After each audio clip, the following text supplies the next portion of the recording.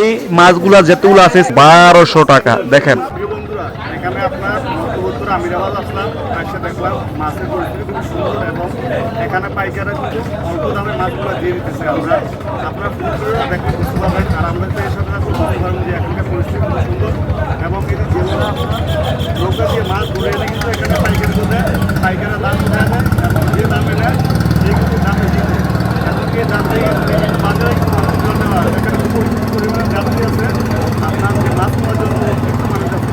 আমরা পুরো দেখতে বুঝতে পারবেন যে এখানকার পরিস্থিতি খুব সুন্দর এবং এখানকার মানুষের ব্যবহার ভালো। যেটুকু দেখলাম পাইকাররা দাম বলে এখান থেকে মানুষ এসে পাইকারের দামে নিতে পারে এবং পাইকারও নিতে পারে, পাইকারের দাম 100 টাকা বাড়ায় নিতে মানুষ মাছ নিতে পারে। বড় বড় মাছ, ইলিশ, চিংড়ি সবচেয়ে বড় বড় মাছ কিন্তু এখানে পাওয়া যায় এবং নদীর তাজা মাছ পাওয়া যায়।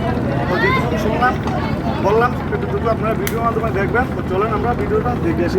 বড় সাইজের একটি ইলিশ এবং একটি পাঙ্গাস আর অন্য মাছ আছে, সাথে ইলিশ মাছও আছে। আপনার এটা হচ্ছে আমিরাবাদ আপনার বাজারের ভিতরে।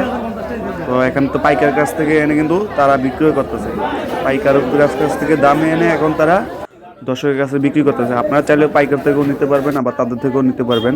তো এই মাছগুলোর দাম খুবই কম আমাদের এলাকা থেকে এবং বিভিন্ন জায়গা থেকে খুবই কম। আজকে বন্ধু